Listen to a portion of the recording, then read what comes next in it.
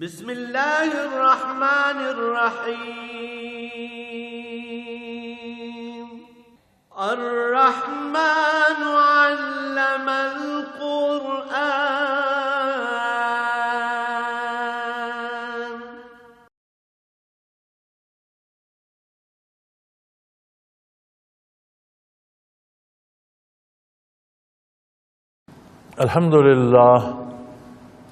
الحمد للہ رب العالمین والصلاة والسلام علی حبیبہ محمد وآلہ وصحبہ اجمعین.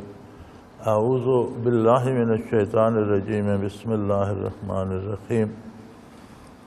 ولما توجہ تلقا مدین قال عسى ربی ان یہدینی سواء السبیل. ولما ورد ماء مدین وجد علیہ امة من الناس یسقون ووجد من دونهم امرأتان تذودان قال ما خطبكما قالتا لا نسقي حتى يصدر الرعاء فأبونا شيخ كبير فسقى لهما ثم تولى إلى الظل فقال رب إني لما أنزلت إلي من خير فقير. فجاءته إحداهما تمشي على استحياء قالت إن أبي يدعوك ليجزيك أجر ما سقيت لنا. فلما جاءه وقص عليه القصص قال لا تخف نجوت من القوم الظالمين. اللهم سبحانك لا علم لنا إلا ما علمتنا إنك أنت العليم الحكيم. مولاي صل وسلم دائما أبدا على حبيبك خير الخلق كلهم. موسیٰ علیہ السلام جب مصر سے نکلے تو بہت خطرے میں تھے. انہیں قتل کر دینے کا حکم صادر ہو چکا تھا. شاہی پیادے ڈھونڈتے پھرتے تھے. اللہ کے بندے نے جب انہیں اطلاع دی تو وہیں سے بغیر اور کسی کو بتائے پوچھے کسی سے ملے فوراً یہ کوشش کی کہ مصر کی سرحد سے نکل جاؤں، نہ صرف شہر سے بلکہ ان کی مملکت سے نکل جاؤں. خرج منها يترقب خائفا يترقب. تو وہ کسی بھی طرف بات تو یہ تھی کہ فرعون کی گرفت سے نکل جاؤں. آگے تو کوئی ان کی منزل نہیں تھی. خطرہ بھی تھا، ڈرے ہوئے بھی تھے. تو دعا کی قال رب نجنی من القوم الظالمین کہ اے اللہ مجھے ان ظالموں سے بچا لے. سنت انبیاء ہے کہ کوئی خوشی آئے، اچھا کام ہو تو اللہ کا شکر ادا کرو. کوئی مصیبت آئے تو سب سے پہلے اللہ کریم سے دعا کرو. دنیاوی وسائل اختیار کرنا ضروری ہے. اللہ نے وسائل و اسباب بنائے ہیں، جائز اسباب اختیار کرنا ضروری ہے. اس لیے موسیٰ علیہ السلام نے سبب اختیار کیا، بھاگ نکلے شہر سے. لیکن صرف سبب سے بات نہیں بنتی، بات بنتی ہے جب مسبب الاسباب بناتے. تو انہوں نے سبب بھی اختیار کیا اور رب العالمین کو پکارا کہ یا اللہ تو ہی بچا سکتا ہے. بہت ظالم و جابر حکومت ہے. کتوں کی طرح ان کے پیادے جگہ جگہ سونگھتے پھرتے ہیں. ان سب سے بچ کر نکلنا کون سا آسان ہے. میں تیرے بھروسے پہ نکل پڑا ہوں. تو بے منزل چلے تھے، کوئی منزل نہیں تھی، کوئی طے نہیں تھا کہاں جانا ہے. بغیر منزل کے چل پڑے. جب شہر سے اور مصر کی حدود سے رخ نکلنے کا کیا تو ان کا رخ مدین کی طرف تھا. مدین بستی تھی، شہر تھا، لیکن مصر کی حدود سے باہر تھا. تو ان کا رخ اس طرف ہو گیا. وہ جانتے تو نہیں تھے کہاں جا رہا ہوں، مدین کہاں ہے. وہ کسی پہلے کبھی اس طرف گئے نہیں، جانتے نہیں، پتہ نہیں کہ وہاں کون ہے یہ کوئی پتہ نہیں، لوگ کیسے ہیں یہ بھی کوئی پتہ نہیں. ان کا مد نظر صرف ایک تھا ایک بات تھی کہ فرعون کی گرفت سے نکل جاؤں، جہاں تک اس کی ریاست کی حدود ہیں، جہاں تک اس کی پولیس اور کارندے پھرتے ہیں، ان کی گرفت سے نکل جاؤں۔ تو من جانب اللہ ان کا رخ مدین کی طرف ہو گیا۔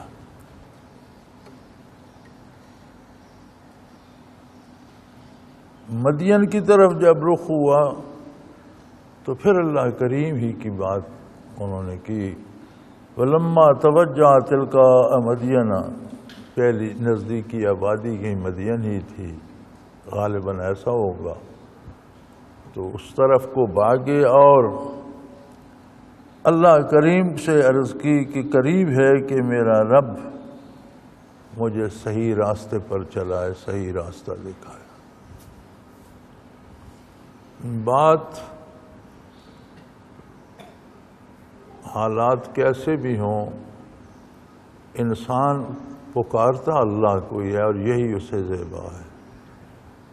مشکل میں بھی اللہ کو پکارے، مصیبت میں بھی اللہ کو پکارے اور اسی پر بھروسہ رکھے، اور راحت آئے تو اللہ کا شکر ادا کرے۔ تو وہ کہنے لگے کہ اللہ میرا پروردگار ہے، میرا پالنہار ہے، میری ضرورتیں پوری کرنے والا ہے، مجھے ہر مصیبت سے بچانے والا ہے، میرا رب ہے، میرا پروردگار ہے، وہ میری حفاظت فرمائے گا اور مجھے بہتر راستے پر چلائے، سواء السبیل، بہتر اور صحیح اور سیدھے راستے پر چلنے کی توفیق دے گا۔ کیونکہ انہیں تو کوئی منزل کا پتہ نہیں تھا، وہ تو صرف فرعون کے گرفت سے بچنے کے لیے بھاگ نکلے، آگے کوئی متعین نہیں تھی کہاں جانا ہے، اس لیے مدین کی طرف رخ ہو گیا۔ تو کہنے لگے میرا پروردگار میرے ساتھ ہے، میرے حالات سے واقف ہے، اور مجھے اس سے امید ہے وہ مجھے بہتر جگہ لے جائے گا، سیدھے راستے پر لے جائے گا۔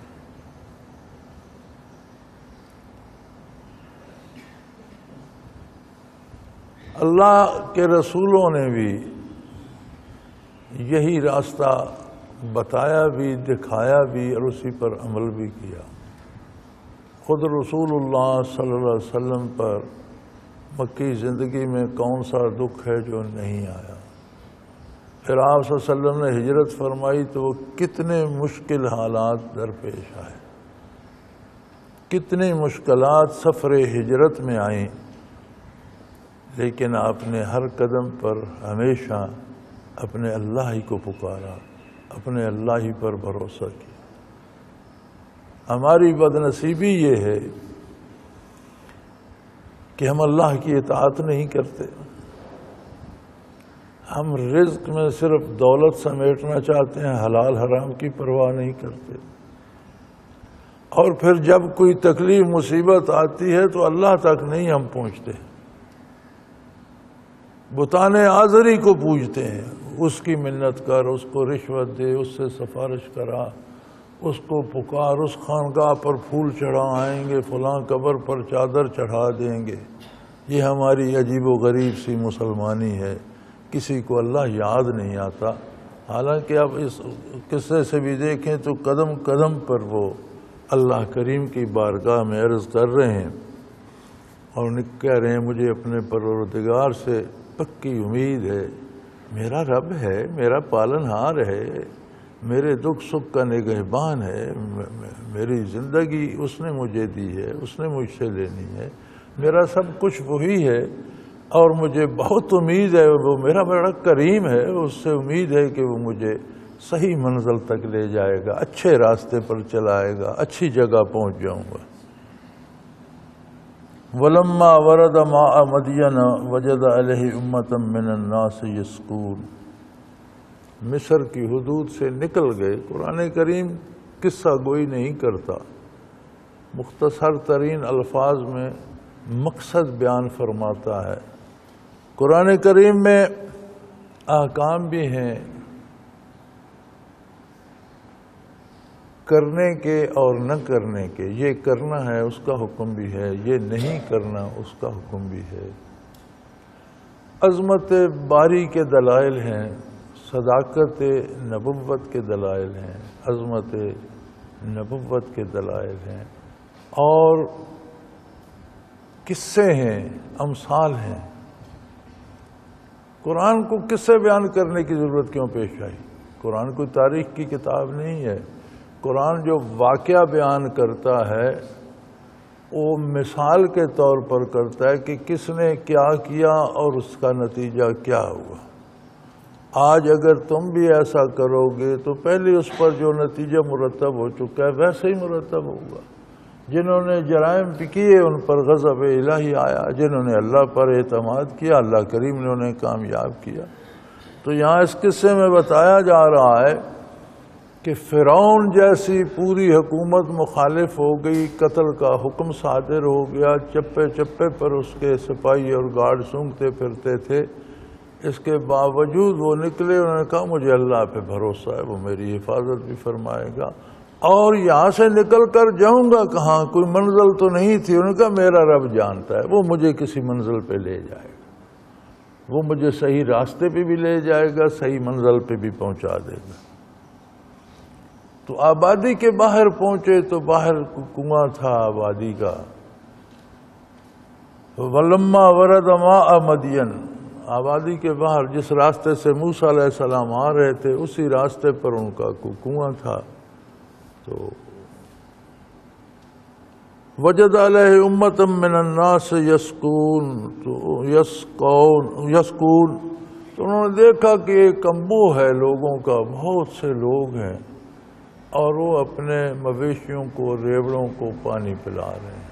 بڑا بھاری سا ڈول ہے تو وہ نکالتے ہیں اور باہر گرا کے پانی، کوئی انہوں نے جگہ بنائی ہوگی تو اس میں اپنے مویشیوں کو پانی پلا رہے ہیں۔ وَوَجَدَ مِن دُونِهِمْ امْرَأَتَانِ تَذُودَانِ، اور دیکھا کہ دو بچیاں ہیں جوان، وہ بھی وہاں اس بھیڑ میں موجود ہیں لیکن وہ الگ کھڑی ہیں۔ تو موسیٰ علیہ السلام کو حیرت ہوئی کہ اور تو کوئی خاتون ہے نہیں، یہ دو جوان بچیاں کھڑی ہیں، یہ کیوں کھڑی ہیں؟ قال ما خطبکما، تو انہوں نے ان سے پوچھ لیا کہ بھئی آپ یہاں اس بھیڑ بھاڑ میں اتنے لوگوں میں آپ الگ سے کھڑی ہیں، کیوں کھڑی ہیں؟ قالتا لا نسقی حتی یصدر الرعاء،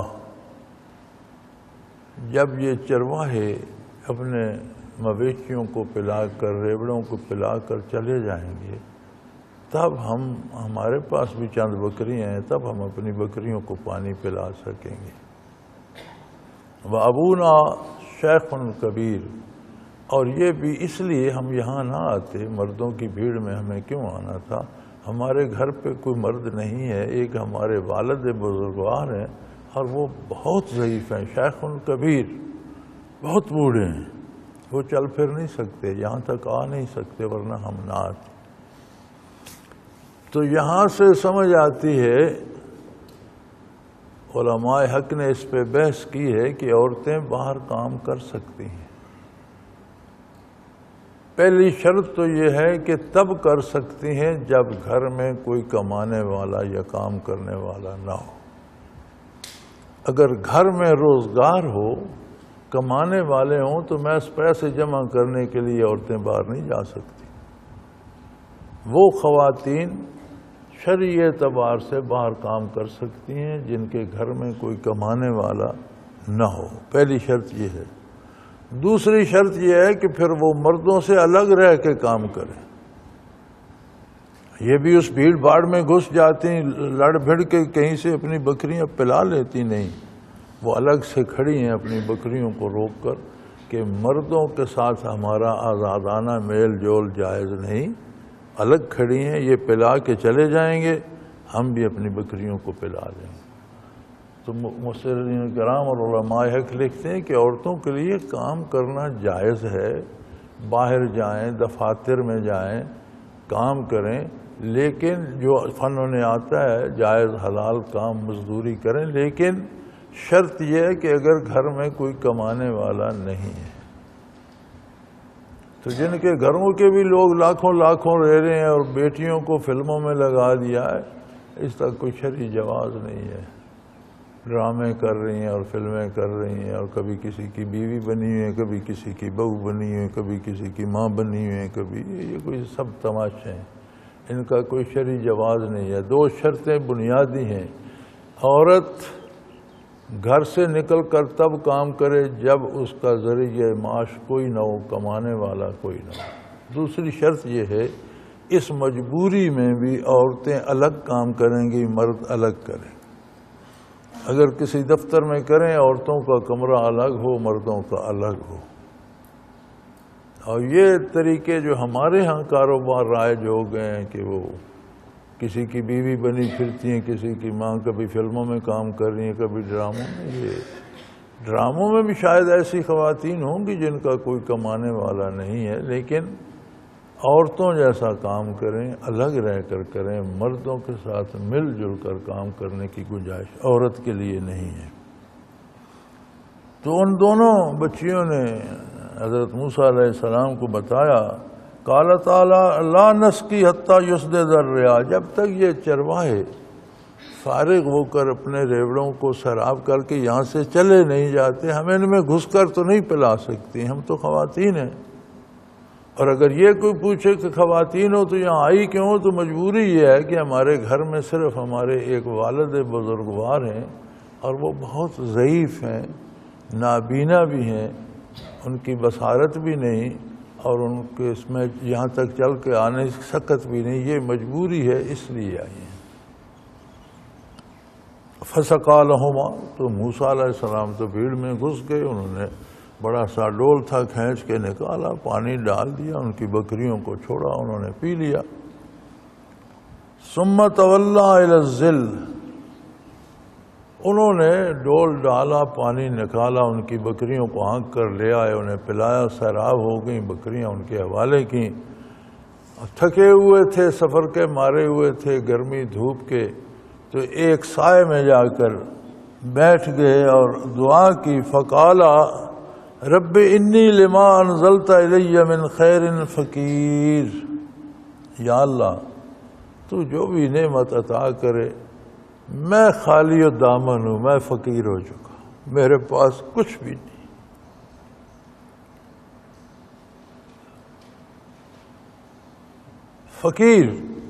فقیر کہتے ہیں جس کے پاس کچھ نہ ہو، کوئی اسباب بھی نہ ہو، کوئی مال بھی نہ ہو، کوئی ذریعہ بھی سامنے نہ ہو، انتہائی محتاج۔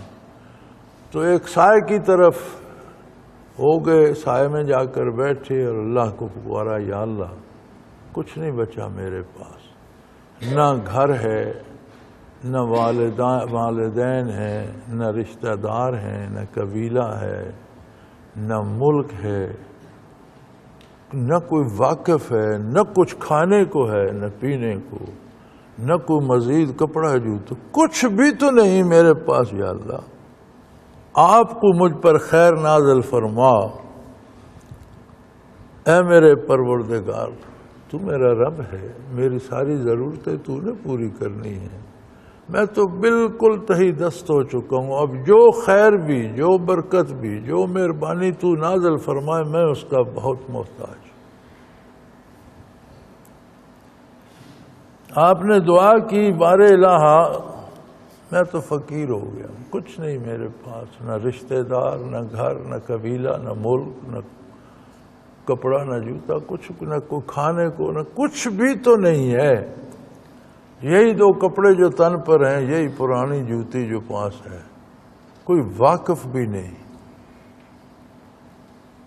اب دیکھیں اللہ کیا جواب دیتے ہیں موسیٰ علیہ السلام کی دعا کا، فجاءت احداہما تمشی علی استحیاء، انہوں نے اللہ سے دعا کی، دیکھا تو ان 2 بچیوں میں سے ایک بچی آ رہی ہے، لیکن اس کے چلنے سے بھی حیا ٹپک رہی ہے،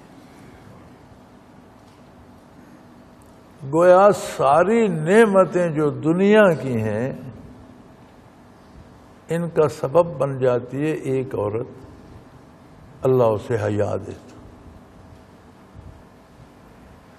ہماری بدقسمتی یہ ہمارے ہاں رسوم رہ گئی ہیں، حقیقت نہیں رہی، نہ حقیقت تک ہم پہنچنے کی کوشش کرتے ہیں، نہ نظر کرتے ہیں۔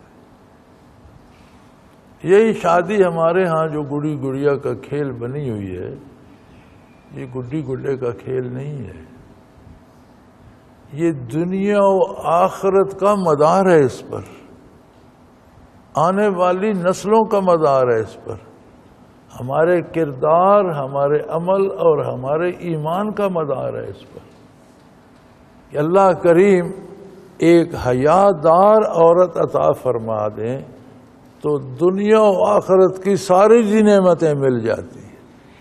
انہوں نے دعا تو کی، اللہ میرے پاس تو ککھ نہیں رہا، میں فقیر ہو گیا ہوں، مجھ پہ مہربانی فرما۔ تو جواب میں ایک خاتون بھیج دی اللہ نے جو بڑی باحیا تھی، ایسی باحیا خاتون تھی کہ جات احدا، ان دونوں خواتین بچیوں میں سے ایک ان کے پاس واپس آئی، تمشی علی استحیاء، اس کے چلنے سے حیا ٹپک رہی تھی، یعنی ہر طرح سے اپنا بدن ڈھانپا ہوا، اپنے چہرے پہ ڈھانپا ہوا، آنکھیں نیچی، قدم احتیاط سے حیا سے چلتی ہوئی آئی۔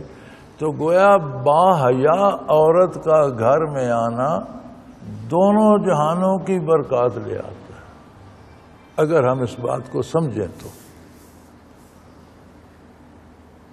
اب دیکھیں وہ ایک بچی آئی، انہیں بلا کر لے گئی، پھر ان دو میں سے ایک سے حضرت کی شادی ہو گئی، گھر بھی مل گیا، رشتہ دار بھی مل گئے، اولاد بھی ہو گئی، چرانے کو بکریاں، گزارے گزر اوقات کے اسباب بھی ہو گئے، دشمنوں سے بھی بچ گئے، جتنی نعمتیں دنیا کی کھو چکے تھے ساری ایک خاتون کی وجہ سے مل گئیں، اور پھر آخرت کہ وہ ایک نبی کے مہمان جا کر ہوئے، اور اس گھر کی نیکی، پارسائی، پاکیزگی، برکات، یعنی ایک باحیا عورت کے ملنے سے دونوں جہان مل گئے۔ کوئی مذاق نہیں ہے، گڈی گڈے کا کھیل نہیں ہے، لیکن ہمارے تو معیار بدل گئے ہیں نا جی۔ ہم کہتے ہیں کہ رشتہ وہاں سے ملے جس کے باپ کے پاس بہت سی دولت ہو، رشتہ وہاں سے ملے جس کا باپ بہت بڑا افسر ہو، رشتہ وہاں سے ملے جہاں سے کوئی جہیز بھی ملے۔ بیویوں کو قتل کر دیتے ہیں کہ تم جہیز تھوڑا لائی ہو، اگلے دن بھی شور تھا کہ جلا کر مار دی کہ تم تو لائی بھی کچھ نہیں۔ انسان چاہیے، خاتون چاہیے جو باحیا ہو، اللہ کی عظمت کا احساس ہو، اتباع رسالت کا احساس ہو، وہ اپنے ساتھ دونوں جہاں لے آتی ہے، دونوں جہانوں کو، دنیا و آخرت دو جہاں لے آتی ہے، یہ کوئی معمولی بات نہیں ہے۔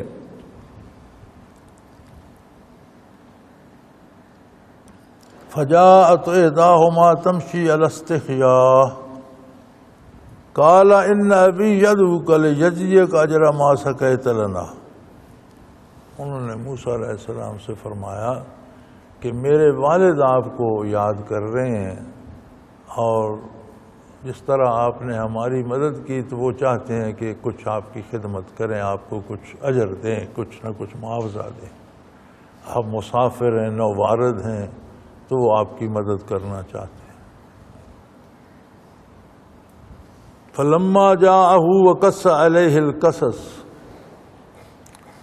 اب جب وہاں سے چلے شعیب علیہ السلام کی طرف، مفسرین کرام لکھتے ہیں کہ بجائے اس کے کہ بچی کو آگے چلاتے موسیٰ علیہ السلام پیچھے، موسیٰ علیہ السلام کو راستے کا پتہ تو انہوں نے کہا کہ آپ میرے پیچھے چلیں، میں آگے چلتا ہوں، آپ مجھے راستہ بتاتے جائیں، دائیں مڑنا ہے بائیں مڑنا ہے۔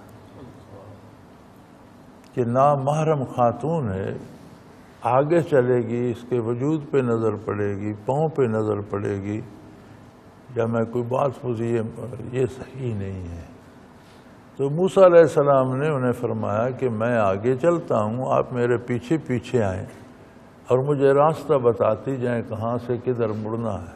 چنانچہ چلتے چلتے شعیب علیہ السلام کے پاس جا پہنچے۔ شعیب علیہ السلام ضعیف بھی بہت تھے اور بینائی بھی نہیں تھی، ان کی نظر بھی ختم ہو چکی تھی۔ فلما جاءہ، جب ان کے پاس پہنچ گئے، وقص علیہ القصص، اور سارا واقعہ انہوں نے کہا بھی آپ کون ہیں، کدھر سے آئے، یہاں کون آپ کا کوئی واقف کار، یہاں کس غرض سے آئے؟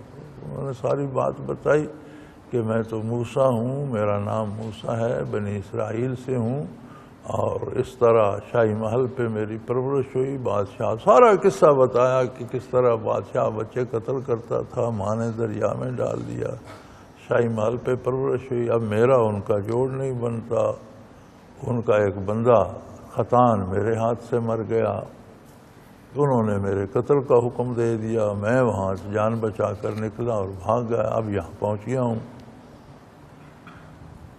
تو شعیب علیہ السلام نے فرمایا قال لا تخف، اب ڈرنے کی ضرورت نہیں، چونکہ ان کی سلطنت کی حدود یہاں سے دور رہ گئی، یہ دوسری ریاست ہے، دوسری سلطنت ہے، یہاں آپ کو کوئی خطرہ نہیں، لا تخف۔ دیکھا یہاں تخف کا لفظ آیا، ذات کا خوف ہو اسے خوف کہتے ہیں، لا تخف، لا تحزن نہیں آیا، لا تخف، اپنی جان کا آپ اندیشہ نہ کریں، آپ ان سے بچ کر نکل گئے، نجوت من القوم الظالمین، اس ظالم قوم سے آپ نے نجات پائی، ان کا یہاں کوئی اختیار نہیں، نہ وہ یہاں آ سکتے ہیں، یہ دوسرا ملک ہے، دوسری ریاست ہے، دوسری حکومت۔ دری اسنا، ان بچیوں میں سے ایک بچی نے، غالباً وہی ہوگی جو بلانے گئی یا جس نے بات پہلے کی کہ یہ ہم پانی اس لیے نہیں پلا سکتی، تو جب انہوں نے پانی پلا دیا تو ظاہر ہے بچیاں دیر سے جاتی تھیں، اس دن پہلے چلی گئیں گھر، تو شعیب علیہ السلام نے بھی پوچھ لیا کہ آپ جلدی کیسے آ گئی ہو؟ تو انہوں نے کہا وہاں ایک نوارد بندہ آ گیا تھا اور اس نے ہم سے پوچھا، تو ہم نے کہا کہ ہم تو مردوں میں گھس کر نہیں پلا سکتی، اس نے ڈول کھینچا، ہماری بکریاں لے گیا اور اس نے پلا دی، ہم فارغ ہو گئیں، ہم آ گئی ہیں۔ تو انہوں نے بھیجا کہ جاؤ اسے بلا لو، دیکھو وہ وہیں ہے تو بلا لو۔ اب جب یہاں آئے سارا قصہ سنا، شعیب علیہ السلام نے فرمایا کہ اب خطرے کی کوئی بات نہیں، تو ایک بچی نے کہا، احداہما، ان میں سے ایک نے کہا، یا ابت استاجرو، ابا جی ہمیں تو ضرورت تو ہے، بندہ کوئی نہیں ملتا، ہم جوان لڑکیاں باہر دھکے کھاتی پھرتی ہیں، آپ ضعیف ہیں، آپ فکر مند رہتے ہیں کہاں گئیں کیا ہوا، تو آپ اسے ملازم پہ رکھ لیں، اجرت پہ رکھ لیں۔ ان خیر من استاجرت القوی الامین،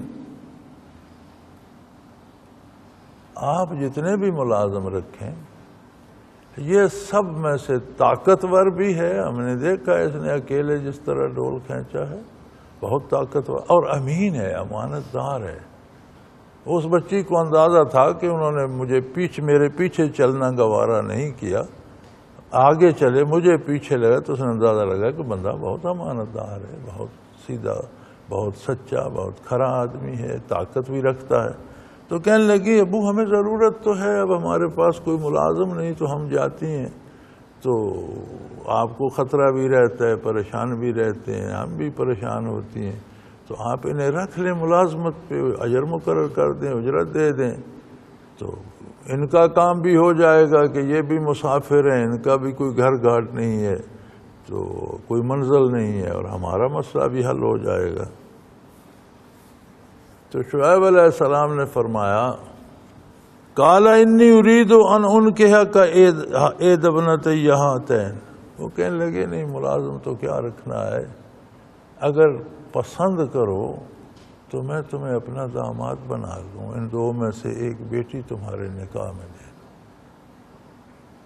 اس ایک نکاح سے انہیں خاندان بھی مل گیا، میاں بیوی ہو گئے، اولادیں بھی ہوئیں، سسرالیے بھی مل گئے، رشتہ دار بھی مل گئے، کچھ ملکیت بھی مل گئی، جو اس بی بی کا حصہ تھا وہ ان کی ملکیت میں آ گیا، کچھ بکریاں بھی حصے میں آ گئیں، وہ شعیب علیہ السلام کی بھی چرانے لگے، اپنی بھی، تو ساری نعمتیں دنیا کی بھی مل گئیں، اور نبی اللہ کے نبی کی صحبت، ساری نعمتیں آخرت کی بھی مل گئیں، یعنی دنیا اور دین دونوں نعمتیں مل گئیں۔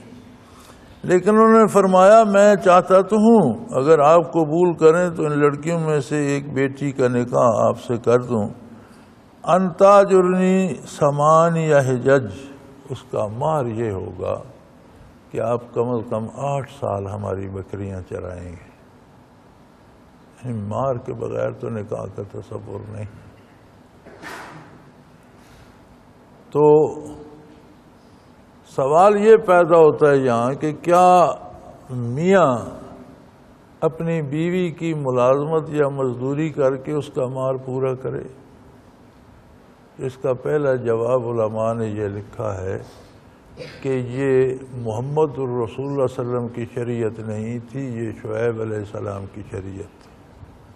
موسیٰ علیہ السلام بھی ابھی مبعوث نہیں ہوئے تھے، اور ہم تمام نبیوں کو برحق مانتے ہیں، تمام کی کتابوں جو ان پر نازل ہیں ان کو حق سمجھتے ہیں، لیکن ہمیں عمل کرنا ہے محمد الرسول اللہ کی شریعت. اس لیے یہ مسئلہ ہمارا نہیں ہے، اس امت کا ہے. ہم نے وہ کرنا ہے جو ہمیں نبی کریم صلی اللہ علیہ وسلم نے بتایا. دوسری بات وہ کہتے ہیں کہ اگر میاں کے پاس کچھ نہ ہو اور بیوی کا کوئی کام ہو کرنے کا جس کی اجرت پر اس نے کسی اور کو رکھنا ہے، تو اگر میاں وہ کام کرتا رہے اور وہ تنخواہ مار میں کٹواتا رہے تو جائز ہے. اگر اس کا باپ، بیوی کا باپ وہ تنخواہ لیتا ہے تو ملکیت بیوی کی ہے، باپ کو لے کر بیوی کو دینی پڑے گی. اگر بیوی معاف کر دے معاف ہو سکتی ہے، باپ کو بخش دے باپ لے سکتا ہے. یہ ہماری شریعت میں بھی موجود ہے. تو انہوں نے فرمایا بھئی مہر یہ ہوگا کہ آپ 8 سال ہماری ملازمت یقیناً کریں گے، اس کی آپ کو اجرت ملے گی، تنخواہ ملے گی، لیکن آپ کام کریں گے.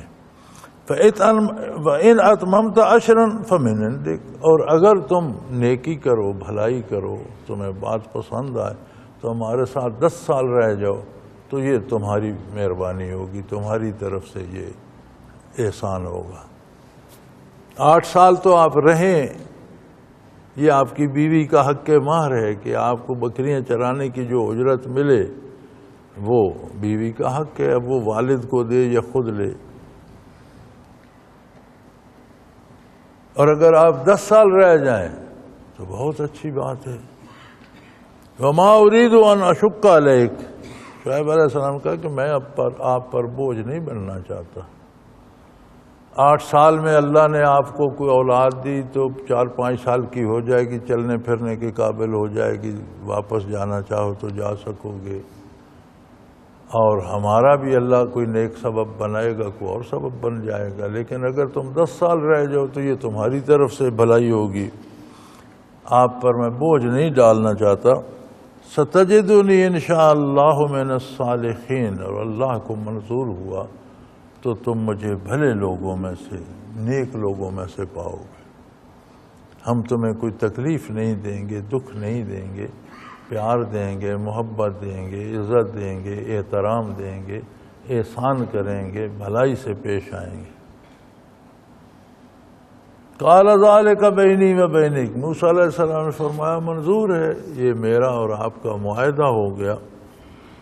ایما الاجلین قضیت فلا عدوان علیہ، دونوں میں سے جو مدت بھی میں نے پوری کر دی وہ مجھ پر کوئی آپ اعتراض نہیں کریں گے. 8 سال کے بعد چلا جاؤں یا 10 سال، آپ کو اس میں کوئی اعتراض نہیں ہوگا. میں 8 سال والی شرط پوری کر دوں تو پھر میری مرضی پر ہے، میں بعد میں سال رہوں، 2 سال رہوں، زیادہ رہوں، کم رہوں، تو مجھے یہ شرط منظور ہے. واللہ علی ما نقول وکیل، اور یہ جو معاہدہ ہم نے آپس میں کیا ہے اس پر ہم اللہ کو وکیل بناتے ہیں، اس کو گواہ بناتے ہیں. اسی کی ضمانت پر ہم یہ وعدہ آپس میں کرتے ہیں، ہمارے اللہ اس پہ گواہ ہیں. وقت گزرتا رہا، موسیٰ علیہ السلام بکریاں چراتے رہے، گھر آباد رہا، اللہ نے اولادیں بھی دیں. تو جب مدت پوری ہو گئی، معاہدہ پورا ہو گیا، آگے قرآن نے تفصیل باقی قصوں کی نہیں دی. ہو سکتا ہے ان کی بھی دوسری بچی کی شادی ہو گئی ہو، اور کوئی گھر میں بندہ آ گیا ہو، کیا ہوا کیا نہیں. قرآن کوئی تاریخ نہیں بتاتا، اس قصے میں نہیں جاتا. قرآن نے تو موسیٰ علیہ السلام کا بتانا تھا وہ غالباً ڈاکٹر اقبال نے ہی کہا تھا کہ اگر کوئی شعیب آئے میسر، شبانی سے کلیمی 2 قدم ہے۔ اللہ کو اپنے اولی العزم رسول کی تربیت مقصود تھی، امتحانوں سے گزارا، پیدا ہوئے تو ماں کی گود سے چھین لیا، دریا میں ڈلوا دیا۔ وہ دریا میں ڈالنا شاہی محل میں جانے کا سبب بن گیا۔ فرعون اور اس کے گھر والوں نے اٹھا لیا، وہاں ان کی تربیت فرمائی، بچے تھے، جوان ہوئے، شاہی آداب، شاہی طور طریقے، محل کی رسمیں، حکومت کے انداز، سارا کچھ دیکھا۔ پھر ان سے بنتی نہیں تھی، آپ اللہ کے نبی تھے، نبی کا مزاج اپنا تھا۔ جب بالغ ہوئے، ولایت نبوت عطا ہو گئی، اس کے تقاضے کچھ اور تھے۔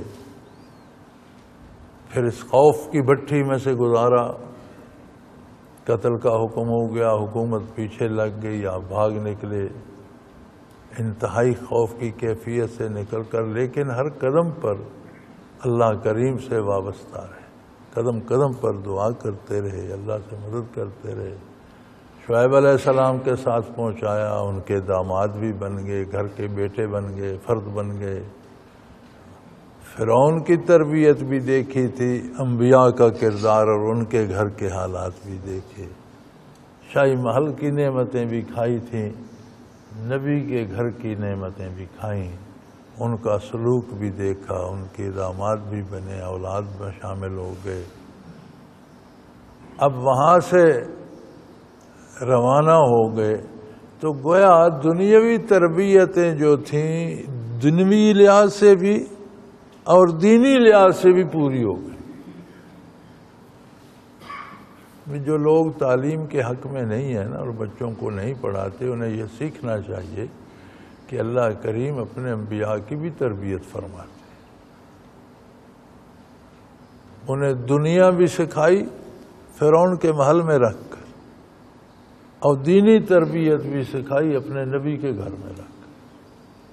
موسیٰ علیہ السلام نے اگر انقلاب آفرین شخصیت بننا تھا اور فرعون کی حکومت کا تختہ الٹ کر مخلوق کو اس سے نجات دلانی تھی، تو باقاعدہ قدرت نے آپ کی دنیاوی علوم میں بھی اور دینی علوم میں بھی تربیت فرمائی۔ اس لیے طریقہ یہ ہے حصول علم کا کہ دینی علوم بھی ہوں جتنے اللہ نصیب کرے، اور دنیاوی علوم بھی ہوں۔ ہمارے ہاں مصیبت یہ ہے کہ ہم یا تو بچے کو پڑھاتے نہیں، اگر پیسے ہوتے ہیں تو اسے دنیا کا سب کچھ پڑھاتے ہیں، دین بتاتے ہی نہیں۔ اور جو حضرات دین کی طرف چلے جاتے ہیں، نیک کام ہے، بہت اچھا ہے، قرآن و سنت ہے، اللہ کا کلام ہے، اللہ کے رسول کے ارشادات ہیں صلی اللہ علیہ وسلم، لیکن ہم یکسو ہو جاتے ہیں، پھر صرف وہ دینی تربیت لے کے چلتے رہتے ہیں، ہمیں دنیا کا پتہ نہیں ہوتا، ہم سے سائیکل نہیں چلایا جاتا، ہم سے گاڑی نہیں چلائی جاتی، ہم کوئی دنیا کی خبر نہیں ہوتی۔ لیکن قاعدہ یہ ہے کہ جو لوگ دنیا بھی جانتے ہوں، دین بھی جانتے ہوں، وہ دنیا میں کامیاب انسان بنتے ہیں، جن کی رہنمائی دین سے ہو اور دنیا کے کام دنیا کے اسباب کے مطابق کر سکتے ہیں۔ قائد اور لیڈر بننے کے مستحق لوگ ایسے ہوتے ہیں۔ اگر ہمارے سربراہان مملکت اور ہمارے اسمبلی کے ممبران اور ہمارے با اقتدار اور با اختیار لوگ اور سرکاری ملازم، اگر انہوں نے دین بھی پڑھا ہوتا، دنیا تو پڑھ لی، دین بھی پڑھا، اسمبلی میں تو خیر دنیا کی قید بھی کوئی نہیں ہے، کسی کو آتا ہے یا نہیں چلے جاتے ہیں، وہ تو ووٹوں کی بات ہے۔ لیکن اللہ کرتا اگر یہ لوگ دین میں بھی ماہر ہوتے، دنیا میں بھی ماہر ہوتے، تو آپ سوچیں ملک کا نقشہ کیا ہوتا۔ اور ایسے لوگوں کو ہی اقتدار زیب دیتا ہے، اور یہ لوگ ملک کی بہتری کرتے ہیں، ظلم ختم کرتے ہیں، عدل قائم کرتے ہیں، ظالموں سے اور ظلم سے مقابلہ کرتے ہیں۔ اگر صرف دین جانتا ہو تو وہ قوت نافذہ حاصل نہیں کر سکتا، فتوے دیتا رہتا ہے، اس کے فتووں پہ کوئی عمل نہیں کرتا۔ آج آپ کسی بڑے سے بڑے ادارے سے فتویٰ لے آئیں، کون پوچھتا؟ کوئی دیہات میں لوگ شرما شرمی بہانے کر کے کچھ کر لیتے ہیں، شہروں میں تو یہ بھی کوئی نہیں پوچھتا، کسی کو خبر ہی نہیں کہ اس گھر میں کون ہے، اس میں کون ہے۔ ایک گھر میں مر جاتا ہے، دوسرے میں شادی ہو رہی ہوتی ہے، کوئی کسی کو ایک دوسرے کا پتہ نہیں۔ تو طریقہ حصول علم کا یہ ہے کہ بچے کی تربیت دنیاوی اعتبار سے کی جائے، دنیاوی تعلیمات سے آراستہ کیا جائے، دینی اعتبار سے کی جائے، دینی تعلیمات سے آراستہ کیا جائے، تب وہ بچہ ایک کامیاب انسان بن سکتا ہے۔ فلما قضا موسیٰ الأجل وسار بأہلہ، اب موسیٰ علیہ السلام کا بھی خاندان بن چکا تھا، ادھر میعاد پوری ہو گئی، تو آپ نے اجازت لی حضرت شعیب علیہ السلام سے کہ اب اتنا عرصہ گزر گیا ہے تو میں چاہتا ہوں کہ واپس جاؤں اپنے خاندان کے پاس، اپنے والدہ والد کے پاس، اپنے بھائیوں کے پاس، اور اپنی بیوی کو بھی لے جاؤں، وہ بھی بہو کو دیکھیں گی، پوتے پوتیوں کو دیکھیں گی، تو میں چاہتا ہوں کہ اب اس طویل مدت کے بعد واپس جاؤں۔ انہوں نے اجازت دے دی، تو جب انہوں نے اجازت دے دی تو آپ نکل کھڑے ہوئے۔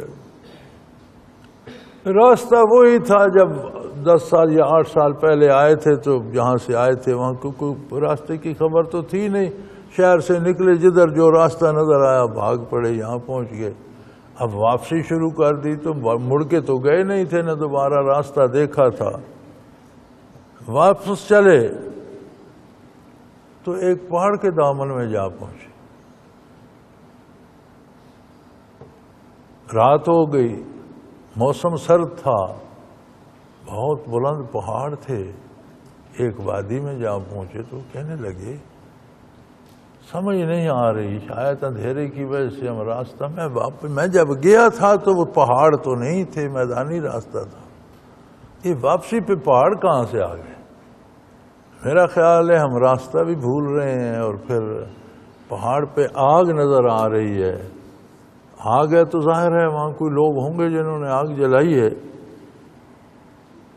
آنس من جانب طور نارا، تو انہوں نے کوہ طور کی طرف سے آگ دیکھی، آگ دکھائی دی، تو قال لأہلہ، اپنے بچوں سے کہنے لگے، فرماتے ہیں کچھ بچے تھے، کچھ بکریاں بھی اپنی جو تھیں وہ ساتھ تھیں، ایک غلام بھی ساتھ تھا، تو انہوں نے کہا کہ تم بیٹھو، میں دیکھتا ہوں جا کر، انی آنست نارا، میں جا کر دیکھتا ہوں کہ آگ کے پاس کیا ہے، کون ہے، لعلی آتیکم منہا بخبر، کچھ لوگ ہوں گے وہاں سے یہ بھی پوچھ لیں گے، خبر بھی لے آئیں گے کہ ہم راستہ ٹھیک جا رہے ہیں یا کہیں سے بھول گئے ہیں، تو درست کر لیں، راستے کی خبر بھی لے آئیں گے، اور جذبۃ من النار، اور آگ کا کو انگارہ بھی اٹھا لوں گا، لعلکم تسترون، تاکہ ہم یہاں جلا لیں گے اور رات کی سردی سے بچ جائیں گے، اور آپ لوگ آگ تاپ سکو، جانور بھی ہیں، بچے ہیں چھوٹے چھوٹے،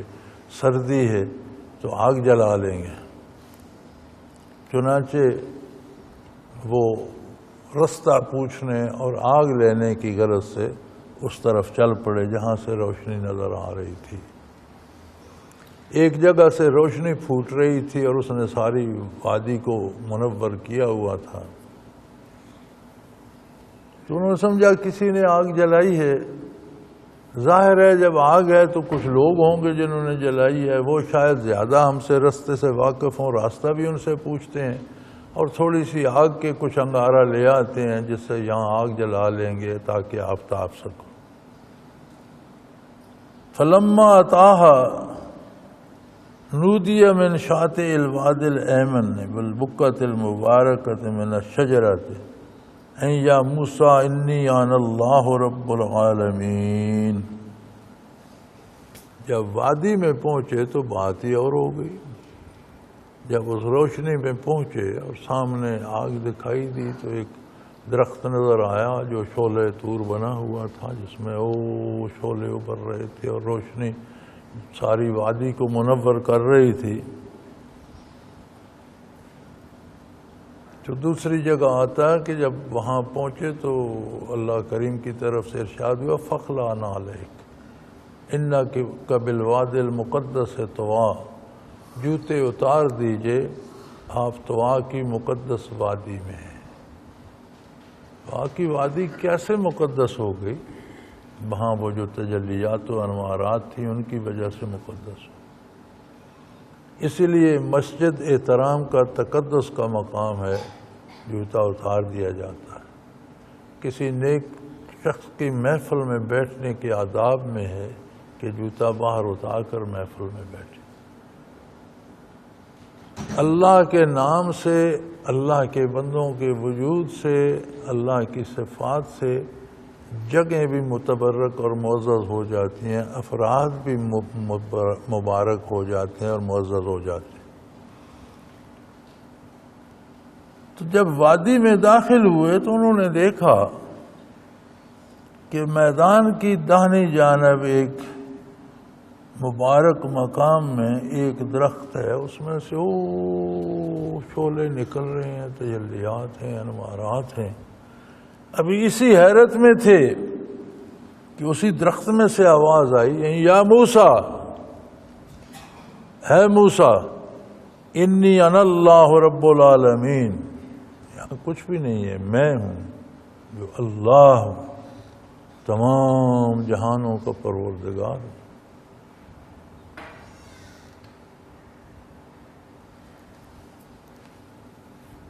یہاں آپ کو نبوت عطا فرمائی جا رہی ہے، یہاں آپ نبی مبعوث ہو رہے ہیں، اور یہاں سے حکم ہو رہا ہے کہ اب فرعون کے پاس جاؤ۔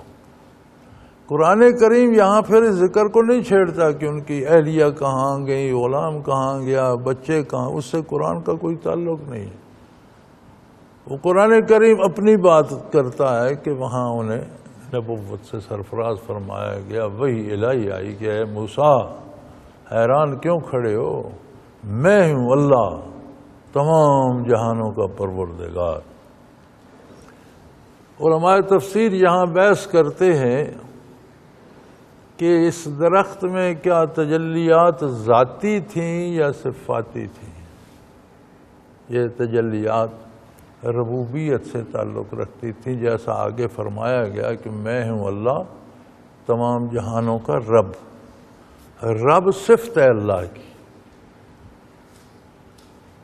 اللہ کریم کی ربوبیت صفت ہے، تو تجلیات صفاتی تھیں۔ تجلیات ذاتی تو موسیٰ علیہ السلام جب دوبارہ آئے طور پر اور شرف ہم کلامی نصیب ہوا تو فرمایا رب اللہ مجھے اپنی ذات دکھا دے، ارنی انظر الیک، مجھے دکھا دے، میں آپ کو دیدار کرنا۔ فرمایا لن ترانی، اس دنیا میں ان آنکھوں سے آپ نہیں برداشت کر پائیں۔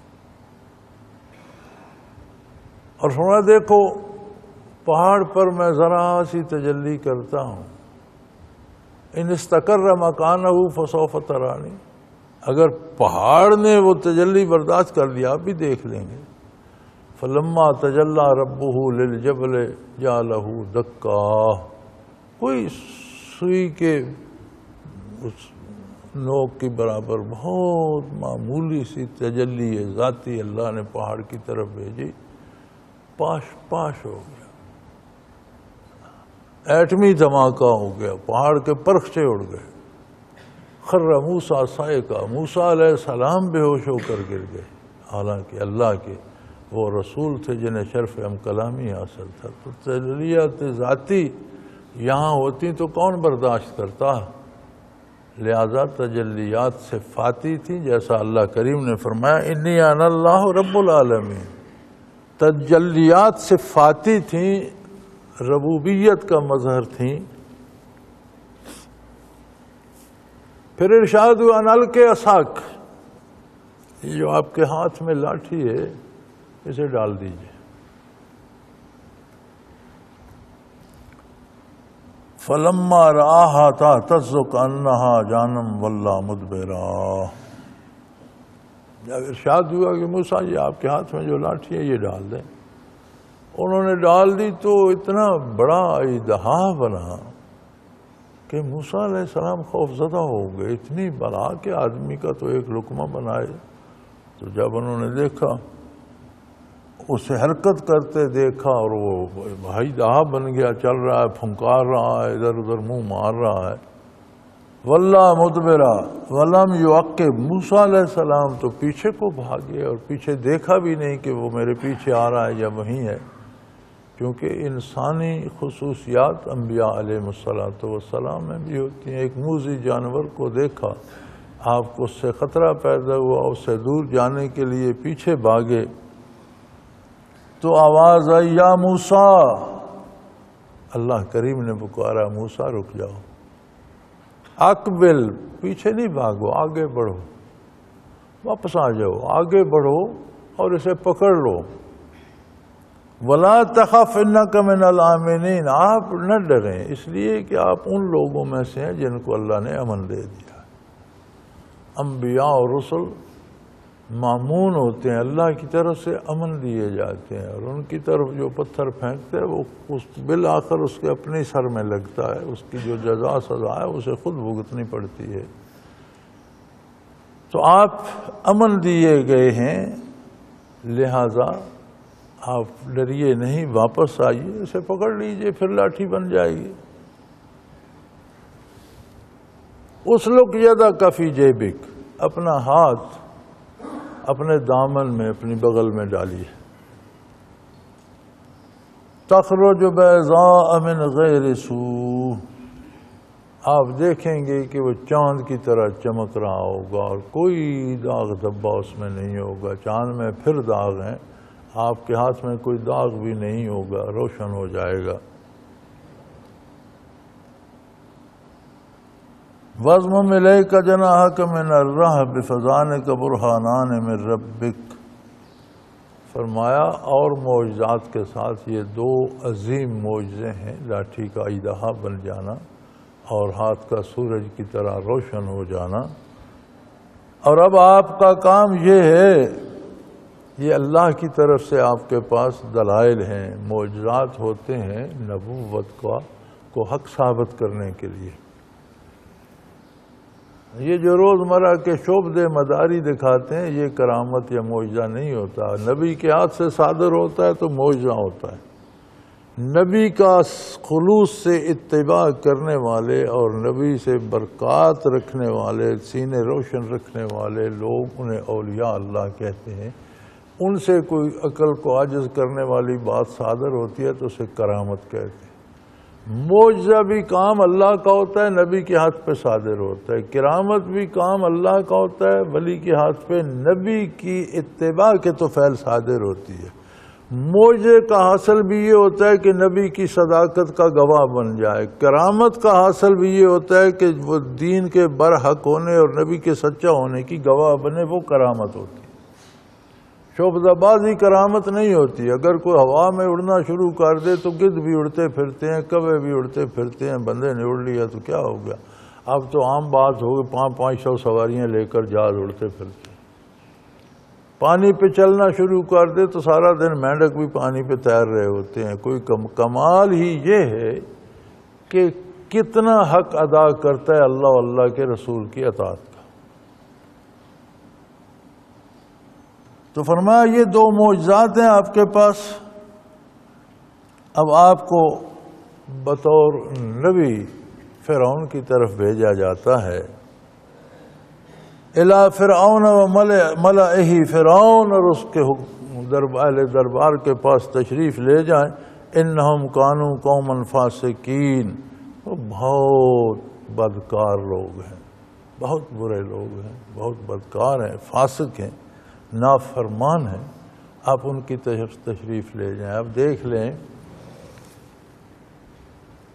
کہ فرعون ایک بہت بڑی عالمی طاقت تھا، چھوٹی موٹی طاقت نہیں تھا، سپر پاور کہہ رہے ہیں اپنے عہد کی، اور اتنی گرفت تھی اس کی مخلوق پر کہ کہتا تھا میں تمہارا معبود ہوں، میں تمہارا خالق مالک ہوں، مجھے سجدے کرو، اور ذات کو سجدے کرواتا تھا۔ کہتا تھا میرے علاوہ کون ہے معبود، میرے جیسا کون ہے، مجھے سجدے کرو۔ سخت گیر اتنا تھا کہ مجرموں کو تانبے کی گائے بنوا رکھی تھی، اندر سے پیٹ خالی تھا، اس میں بندے کو گھسیڑ دیا، نیچے آگ جلوا دی۔ دیوار کے ساتھ کھڑا کر کے ہاتھوں پاؤں میں میخیں گاڑ دیں، لٹکتا رہا، سولی بنا کر اس پر میخیں گاڑ دیں اور لٹکتا لٹکتا مر گیا، تڑپتا تڑپتا مرتا رہا۔ بہت ظالم، بہت جابر، بہت سخت۔ موسیٰ علیہ السلام اکیلے ہیں، اللہ کریم حکم دے رہے ہیں جاؤ فرعون اور اس کے سرداروں کے پاس۔ یہ کیا قوت ہوتی ہے جو اللہ کے نبی کو ایسے لوگوں کے پاس لے جاتی ہے۔ روئے زمین پر کفر و شرک کا اندھیرا ہے، ایک محمد الرسول اللہ صلی اللہ علیہ وسلم تنہ تنہا مبعوث ہوتے ہیں، ساری دنیا کو للکارتے ہیں کہ یہ جو کچھ کر رہے ہو یہ غلط ہے۔ یہ اتنی جرأت کہاں سے آ جاتی؟ اس لیے کہ نبی کے ساتھ اللہ ہوتا ہے۔ دنیا کی کتنی طاقتیں ہوں، کتنی قوتیں ہوں، کتنے وسائل و اسباب ہوں، اللہ کے مقابلے میں تو کچھ بھی نہیں۔ تو نبی کے ساتھ اللہ ہوتا ہے، اور نبی کو اللہ کے ساتھ ہونے پہ اتنا یقین ہوتا ہے، اتنا اعتماد ہوتا ہے کہ وہ اسی پہ قائم رہتا ہے، بھٹکتا نہیں، ہٹتا نہیں اپنے راستے سے۔ بڑے سے بڑی مشکلیں آئیں، بڑے سے بڑے حکمران مقابل آئیں، فوجیں لشکر آئیں، اسے یقین ہوتا ہے میرا اللہ میرے ساتھ۔ ہم کیوں بھٹکتے پھرتے ہیں؟ ہمیں تو کوئی شعبدہ باز جادوگر ہو تو وہ بھی ہم سے سجدے کرا لیتا ہے، کوئی حکمران اور حکومت کا کارندہ ہو تو وہ بھی پاؤں پکڑوا لیتا ہے، ہم سے پیسے بھی لے لیتا ہے۔ تو ہم کیوں در بدر بھٹکتے پھرتے ہیں؟ اس لیے کہ ہم نے اللہ کے نبی سے وہ کیفیت حاصل نہیں کی یقین کی جو اللہ کے ساتھ ہونے کی ہوتی۔ ہم نے چند الفاظ یاد کر لیے اور سمجھا یہی کافی ہے، ان پر نہ ہم عمل کر سکے نہ ان کی کیفیات وصول کر سکے۔ تو معیت باری کی کیفیت جو ہوتی ہے وہ بندے کو مخلوق سے بے نیاز کر دیتی، اور جو لوگ اس کے باوجود بندوں کے محتاج بنے پھرتے ہوتے ہیں، حقیقت میں انہیں کوئی چیز حاصل ہوئی نہیں ہوتی۔ شیخ پندارد کے دارد حاصلے، شیخ پندارد کے دارد حاصلے، شیخ را حاصل بجز پندار نیست۔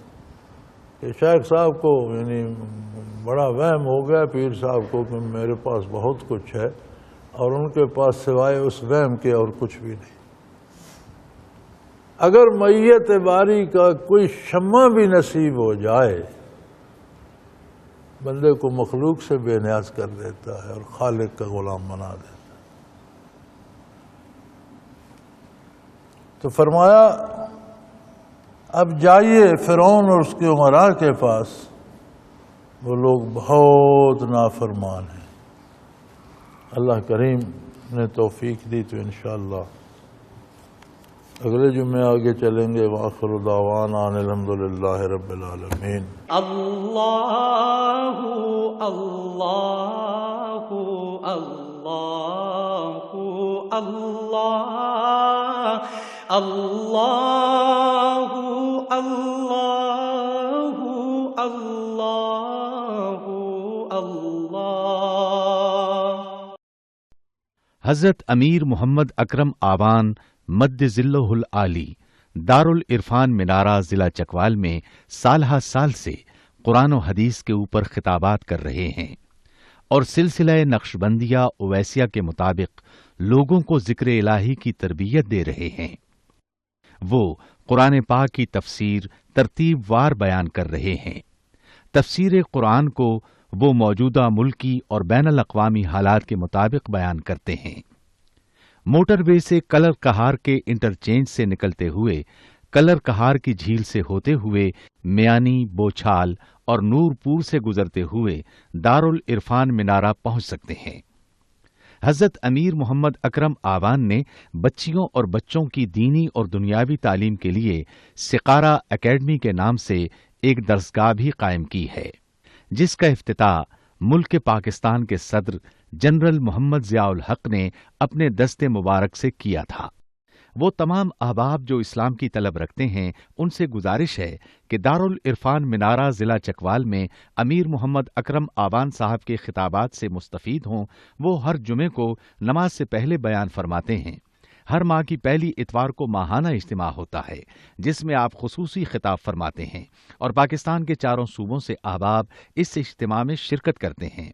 اس کے علاوہ یہاں سال میں 2 مرکزی اجتماعات بھی ہوتے ہیں، ایک رمضان المبارک میں اعتکاف کا اجتماع اور دوسرا جولائی اور اگست میں 40 دن کا اجتماع ہوتا ہے جس میں روحانی تربیت کی جاتی ہے۔ اپنا خون سیماب دے کر اتنا ہم کر جائیں گے، نام آقا کا چمن میں پھر رقم کر جائیں گے۔